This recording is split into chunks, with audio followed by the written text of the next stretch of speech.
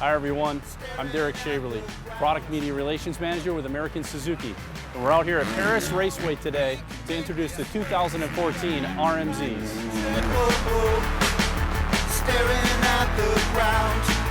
In 2013, we've made some major changes to the RM-Z250. Those changes carry over into the 2014 model. In 2013, we changed the suspension system to the Showa separate front forks. We've also changed the piston and transmission in the RM-Z250 to help improve the shifting. And for 2014, we have improved the ECM program to make the RM-Z250 easier to start.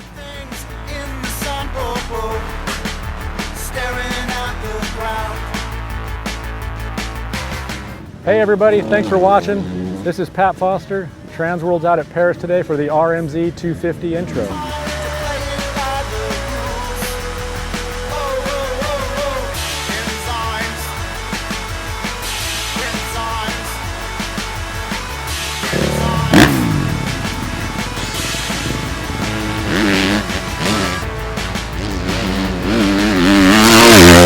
I'll be doing the Suzuki a big disservice if I didn't start with the handling. This thing is hands down the best cornering bike in the class. Diving into inside ruts, railing outside berms, the thing just goes wherever you point it. I wish every bike cornered like the RM-Z250. So much fun.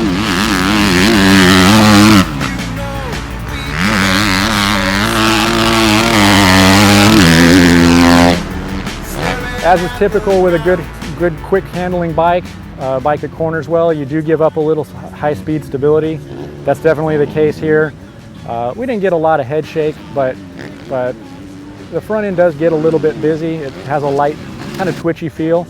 If that's what we've got to take to get a bike that handles like this, gosh, I'll take it all day long. It's not a big problem.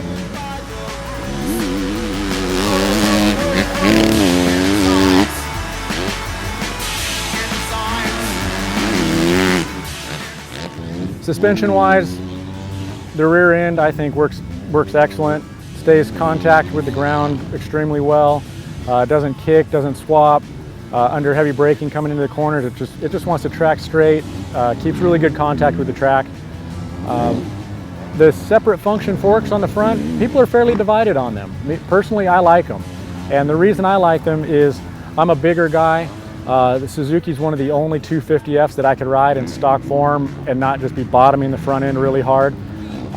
It does have a lot of adjustability with the adjustable preload, so there is a lot of room to adjust them if you're not feeling real comfortable right off the bat. But it's definitely a stiffer fork than most bikes.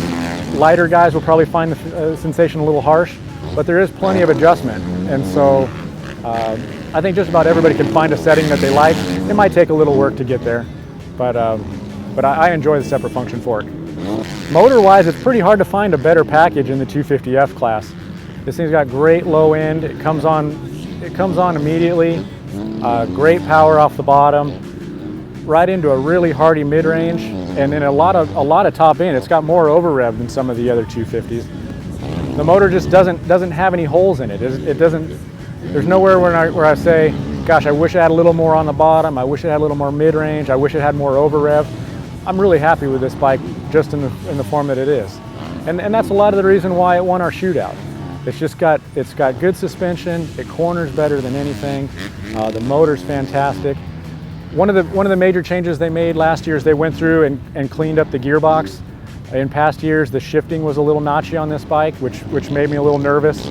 Obviously on a 250F, you're having to catch your shifts. You're shifting a lot, and once in a while those are on the faces of a jump, and when that's notchy, man, that gets your attention. And now the new gearbox is just silky smooth. So that's one of my favorite improvements on the RM-Z. Is the gearbox is so smooth that it's really confidence inspiring. You have to grab a quick shift right before a jump. You know, it's always fun to test a new bike when everything's all new. Obviously that's not the case here. Suzuki stayed tight with what they know and what they're good at. I think that's probably a good idea.